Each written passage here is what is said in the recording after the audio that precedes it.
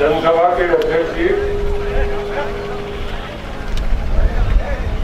श्रीमती उषा वर्मा जी, भाई सुभाष पाल प्रमुख जी, चेयरमैन साहब, बहुत से लोग हैं, कितने नाम लिए जाए, मंचासीन सभी नेतागण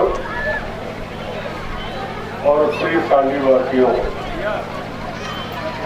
सांडी हमारी लिए नई नहीं है, हम सांडी के लिए नए नहीं है। आज इतनी भीड़ देखने के बाद शायद विपक्ष के हौसले टूट जाएंगे। अभी तो तीसरी सभा है, चौथी सभा इसके बाद होगी, कल 4 सभा और उड़न खटोले से जब 8 सभा होंगी तो उनके भारतीय जनता पार्टी के हौसले टूट जाएंगे। बसपा के तो वैसे हौसले टूटे हुए हैं। कल मायावती जी की मीटिंग में 5000 आदमी नहीं पहुंचे। ITI के छोटे से ग्राउंड में मीटिंग रखी। हम लोग 21 तारीख को नेताजी आ रहे हैं, आदरणीय मुलायम सिंह जी।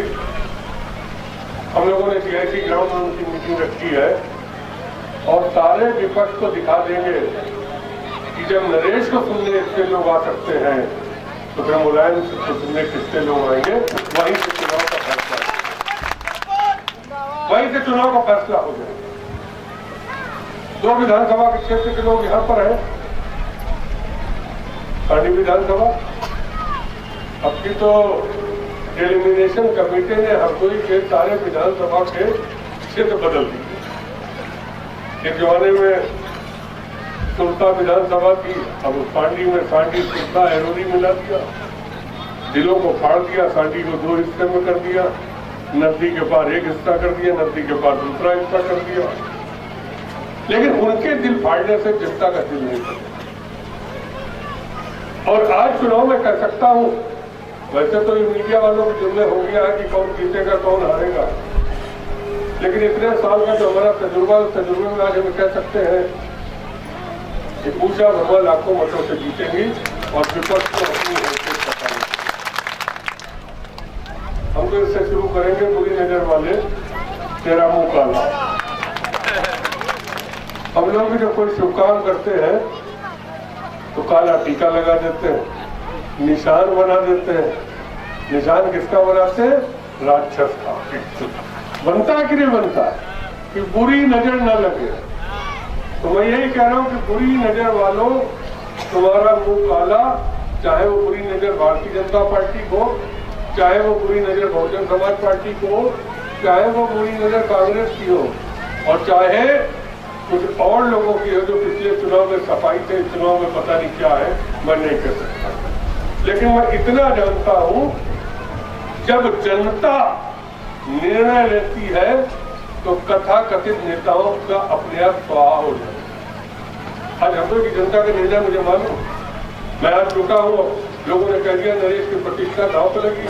मैंने कहा दांव पे लगी, और जब हरदोई में मेरी प्रतिष्ठा दांव पे लगी, हरदोई के लोगों ने कभी हमको मायूस नहीं किया, हरदम मेरे पक्ष में मतदान किया। और इसी के तो कारण आज 34 साल से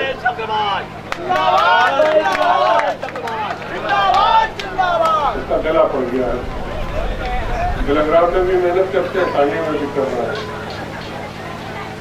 मैं कह रहा हूँ कि कभी हरदोई वालों ने निराश नहीं किया। ऐसी मारे तो 34 साल आज हमको हो गए। हिंदुस्तान में बहुत कम परिवार होंगे जिनकी चौथी पीढ़ी भी राजनीति है। बाबू छेदालाल, बाबू शरीफ चंद, मैं, अब उसके बाद नितिन, जो 15 को सांडी में आ रहे हैं। आप बता दो क्या परिवार में 4 पीढ़ी लगातार चुनाव जीत रही है? कहीं ना कोई कुछ हमने जनता के मन में जगह बनाई, उनके दिल में जगह बनाई, तभी तो इतना हमको प्यार मिला। हमने तो जाति समीकरण तोड़ दिए, हमने तो जाति गठबंधन को तोड़ दिए, और हमने हरदोई के लोगों से कहा कि हरदोई एक जात है, एक रूप है, एक स्वरूप है, और उस हरदोई को हम आगे अगर लेने का संकल्प लिए हैं तो हरदोई वालों आपका भी कर्तव्य बनता है, संकल्प हमारे साथ। अब मुझे खुशी है आज हरदोई वाले हैं। आज कौन पार्टी में किसी नेता की हैसियत है आप बता दीजिए। हरदोई जनपद में भारतीय जनता पार्टी में कोई ऐसा नेता जो दरोगा फोन करके दरोगा मान, बता दो तुम। या बसपा में कोई ऐसा नेता हो, चले जाओ उनके पास तो कह देंगे दरोगा हमारी सुनते ही नहीं। जब हमारी सरकार आएगी तब बता देना हमको। तो सरकार तो 3 साल बाद आएगी कि नहीं आएगी, 5 साल और हमारी नहीं, तो फिर तुम्हारा तो इतने दिन में क्या हो जाएगा? वही कहते स्वर्गवासी सब लोग हो जाएंगे, तो काम करने वाला रहा नहीं। कांग्रेस तो छोड़ दो, वहाँ नेता है नहीं, वहाँ तो दलाल रहेंगे। तो फिर कांग्रेस ने तो देश को बेच लिया, जो अब देश को बेच ले पार्टी में दलाल के अलावा कोई नहीं। मैं गलत, मैं जितनी बातें कर रहा हूँ आप मेरी बातों को बहुत ध्यान से सुनिए। आज लोग कहते हैं कि नरेंद्र मोदी का बड़ा भूत है। हमने कहा भाई भूत कहाँ है? कहे नरेंद्र मोदी की लहर चल रही है। हमने कहा हरदोई में लहर चल रही, नरेश अग्रवाल की, नरेंद्र मोदी की। उनका नाम नरेंद्र मोदी है, हमारा नाम नरेश अग्रवाल है। हरदोई वाले तय कर दो कि ना नाम में नरेंद्र पसंद है कि नरेश पसंद है, कि हम लोग 24 तारीख को बता दें कहाँ उनकी लहर है, कौन सी। चुनाव बाद न नरेंद्र मोदी दिखाई देंगे, न मायावती दिखाई देंगे, न राहुल गांधी दिखाई देंगे, और एक नई पार्टी बनी, मैं उनका नाम नहीं लेना चाहता और किसी ने क्यों किया उनको कि आप पार्टी के नाम क्यों लेते? हमने आप, बाप, पराया, इन सबका नाम कहाँ तक लें? उनके नेता तो रोज तमाचा खा रहे हैं, तो हम क्या करें? उसका नाम ही क्या लें? जब पार्टी खुद ही विलुप्त हो गई, उसका नाम कहाँ से लें? तो मैं कह रहा था कि इन पार्टी का कोई नेता आपको नहीं दिखाई देगा। हम दिखाई देंगे, उषा दिखाई देंगे, पम्मू दिखाई देंगे, यहाँ के लोकल आपको चेयरमैन साहब प्रमुख जी दिखाई देंगे। हकीकत तो हम हारेंगे। और मैंने तो हरदोई के लोगों से कह रखा है, मैं तो ऐलानिया चिल्ला के हर जगह कहता हूँ कि हरदोई के लोगों मेरा सर झुकेगा तो तुम्हारे चरणों में झुकेगा, किसी नेता के चरणों में नहीं झुकेगा। और तुम नेता मैं बसपा के बड़े से बड़े नेता से कहता हूँ, अगर इतना शब्द मंच से बोल दे, राती में न पार्टी से निकाल दिया जाए तो मेरा नाम नरेश मोदी है। हिम्मत किसी में बसपा के नेता अपने विधायक से कह देना कि बोल दो कि मैं किसी के आगे नहीं झुकती हूँ, सवेरे ने निकाल दिया तो हमारा नाम बदल देना। गुलामों की पार्टी जहाँ एक राजा बाकी सब गुलाम, जैसे नहीं कहा जाता दली बाबा और 40 चोर। बीएसपी पूरा प्रदेश लूट किया 5 साल की सरकार को। आज वो बताते कि समाजवादी पार्टी गुंडों की पार्टी है। आप सब गुंडे हैं। अगर उन्हें हम सब गुंडे दिखाई देते तो हम तुमसे अच्छे हैं जो हरदोई की असमत तो रखे हुए हैं, हरदोई का नाम तो रखते हैं, हरदोई को एक देश की दिशा तो नहीं रहा। लेकिन तुम कहाँ कर, तुमने वो क्या दिया? कांग्रेस ने तो पूरा देश ही लूट दिया। कांग्रेस की बात ही छोड़ देना चाहिए। मैंने तो लोगों से कह दिया, बहुत मीडिया वालों से कहता हूँ कि तुम लोगों को नरेंद्र मोदी का भूत दिखाई देता होगा, क्योंकि ये लड़ाई पूंजीपति बनाम गरीब। एक तरफ देश का सारा पूंजीपति नरेंद्र मोदी के साथ और दूसरी तरफ हम गरीब लोग मुलायम सिंह के साथ। इतिहास के पन्ने उठा के देख लो, जब अमीर बनाम गरीब लड़ाई होती है तो गरीब जीतता है, अमीर हारता है। इस देश में कभी अमीर चुनाव नहीं जीता, चुनाव किसान का नहीं चाहिए। ये एक इतिहास। अब मैं मीडिया वालों से कहता हूँ कि तुमने अगर नरेंद्र मोदी का ज्यादा भूत दिखाया तो हरदोई वालों से मैं कह दूंगा कि हरदोई वालों, जब नरेंद्र मोदी का ज्यादा भूत दिखाए तो नरेश चालीसा पढ़ लेना, नरेंद्र मोदी गायब हो जाएंगे और भूत है किसी और को मैं कह। और मैं हमारे मुस्लिम भाई भी यहाँ बैठे हैं। मुस्लिम भाइयों, हजरत मोहम्मद साहब ने भी कभी हाथी को अपनी सवारी में नहीं तय किया। उन्होंने घोड़ों को रखा, ऊँटों को रखा, लेकिन कभी हाथी को अपने ऊपर नहीं रखा। आप देख लीजिए, याद कर लीजिए, कुरान पाक के 30वें पारे में जब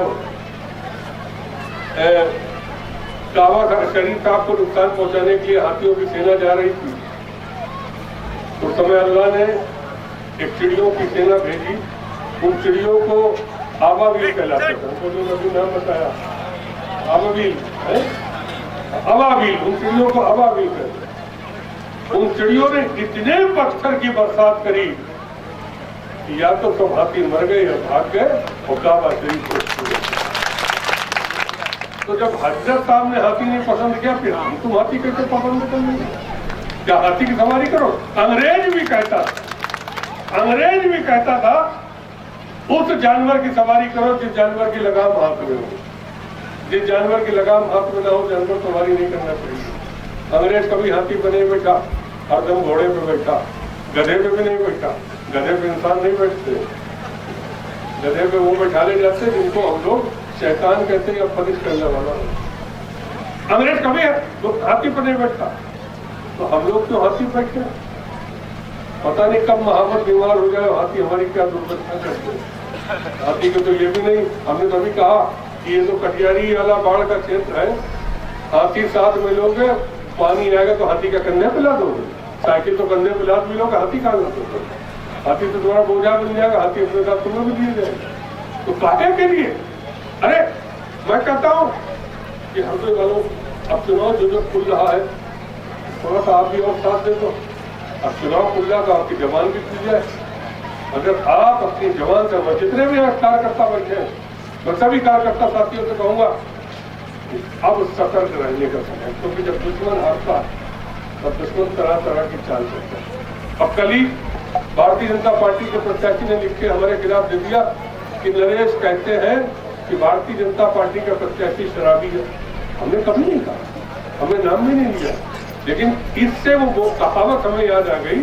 हमारे लोग कहते थे कि अगर काने को काना कह दो तो बहुत चिढ़ता है, तो मैंने तो नहीं कहा, लेकिन तुम चिढ़ रहे हो तो मैं क्या करूं? अरे हमारे ऊपर तो तमाम आरोप लगते हैं, इस हरदोई में तमाम नेता मुझ पर आरोप लगाते हैं, लेकिन मैंने कभी आरोपों की परवाह नहीं की। मैंने हरदम जनता की परवाह की। मैंने कहा नेता हम बनाते हैं, नेता हमको नहीं बनाते हैं, जनता हमको बनाती है, और अपने जीवन में जब भी सेवा करूंगा इस हरदोई की जनता की करूंगा। और इस हरदोई के लोगों, आप तुमको कम से कम खुशी तो होती होगी कि तुम्हारे बेटे ने हरदोई का झंडा हिंदुस्तान के सबको अगर कुछ किया है तो कुछ मांगने का हक न करते। आज तो लोग 5 साल में अपने मेले टूट जाते हैं।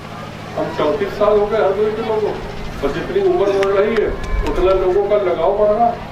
लगातार मैं देख रहा हूँ, आप तो नौजवान और हमारे पीछे पागल है। वो कहता नरेश भैया जो कह देंगे कल से करेंगे। एक हरदोई में मैंने विश्वास जीता। नेताओं के बारे में कहा जाता नेता सच नहीं बोलते, नेता झूठ बोलते हैं, लेकिन कम से कम हमारे बारे में नहीं कह सकते हो कि नरेश झूठ बोलते। नरेश जो कहते हैं डंके की चोट पर कहते हैं, और जो करते हैं डंके की चोट पर करते हैं। इसलिए हमारे तो हरदोई और मैं हकीम लुकमान तो नहीं, क्योंकि हकीम लुकमान सब मर्द का इलाज कर देते थे, लेकिन राजनीतिक हकीम लुकमान जरूर। 90% मर्दों का इलाज हमारे पास है, 10% नहीं, ईश्वरपात भी नहीं रहा होगा। तो 90% जिसके पास इलाज हो वो नेता ज्यादा अच्छा कि जो नेता का 1% इलाज हो वो ज्यादा अच्छा।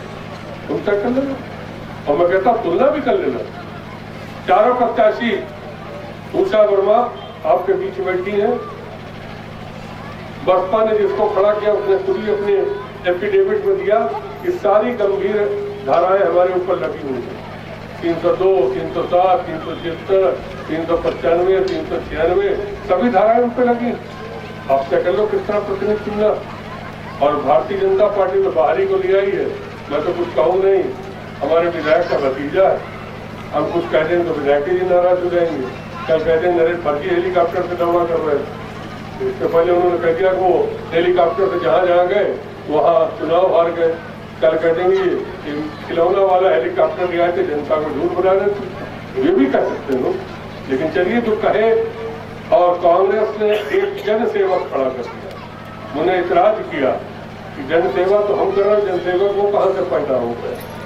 उनका नाम जन सेवक, हम 34 साल से सेवा कर रहे हैं। मैं मिसाल पे कह देता हूँ कि बाप मर गए अंधेरे में, बेटा का नाम पावर हाउस, तुम्हारे हाथ जन सेवक का हो गया। उन्होंने अपना नाम जन सेवक रख लिया और वो समझने लगे हम जन सेवक हो गए, जबकि जन सेवा हम कर रहे हैं। तो मैं हरदोई के लोगों आपसे आज अपील करने आया हूँ, कहने आया हूँ। बहुत लंबा भाषण नहीं दूँ, अभी बहुत बोलना है, फिर एक मीटिंग है, कल भी 4 मीटिंग बोलना है। मेरी सिर्फ इतनी अपील है कि अगर अपनी जिंदगी में मैंने कुछ किया इस हरदोई के लिए